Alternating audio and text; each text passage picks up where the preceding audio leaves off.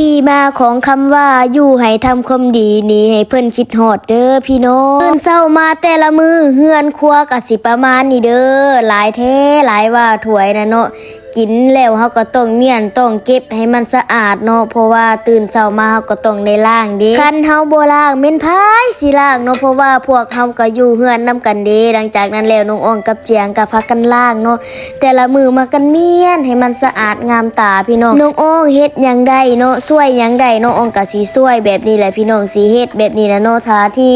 สิ่งใดที่มันหนักบ่เนาะน้องอ้องเฮ็ดบ่ได้น้องอ้องก็สิบ่ได้เฮ็ดเนาะหลายคนก็ว่าสะออนเด้น้องอ้องมีเวียกเฮ็ดงานทำเนาะได้ไปอยู่บ่อนเจ้านายดีเจ้านายฮักเจ้านายแพง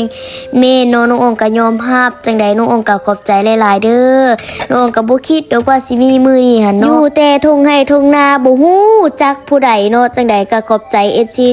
ทุกคนนั่นแหละที่คอยซัพพอร์ตให้กำลังใจน้องอ้องตลอดมาเนาะบ่ว่าแต่กดไลค์กดแชร์พี่น้องอยู่ทางฝั่งซ้ายฝั่งขวาอยู่ไทยอยู่ลาวอเมริกาบ่เนาะผู้ใหญ่ใจดีน้องอ้องก็ขอบใจหลายๆเด้อหลายคนก็ว่าน้องอ้องมีเวียกเฮ็ดดีกว่าบ่มีแม่นแน่นอนอยู่แล้วเนาะพี่น้องหลายคนเลยก็ถามมาน้องอ้องเฮ็ดอีหยังแต่ละมื้อหั่นแต่ละมื้อน้องอ้องตื่นเช้ามาปุ๊บเนาะอาบน้ำแล้วก็อัพคลิปจำโป้แหละเนาะน้องก็มาเฮ็ดเวียกเฮ็ดงานตามชีวิตประจำวันเฮาแหละเนาะถามว่ามันหนักบ่มันก็บ่ได้หนักพี่น้องก็สบายอยู่เนาะเวียกเฮาเฮ็ดนั่นน่ะมีหยังเฮาก็เฮ็ดไปอยู่นำเพิ่นเด้พี่น้องเนาะหลายมื้อแล้วที่น้องอ่องบ่ได้เอาคลิปแบบนี้มาฝากมาตอนเนาะเป็นจังใดพี่น้อง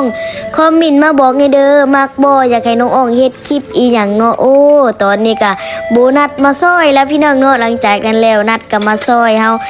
ไล่ถ้วยซอยบัดนี้น่ะพี่น้องเอ้ยมี3คนล้างถ้วยซอยเนาะบางมือนัดพักโรงเรียนนัดก็จะมาซอยแบบนี้แหละใกล้สิแล้วเด้อพี่น้องนี่น้องก็บอกว่าสู้ๆเด้อว่าสั่นให้กำลังใจเจ้าของเนาะเอ้าเป็นจังใดก็มาให้กำลังใจซึ่งกันและกันนั่นแหละพี่น้องเอ้ยช่วยกดไลค์กดแชร์แล้วเป็นจังใดงามบ่พี่น้องก็สิได้ประมาณ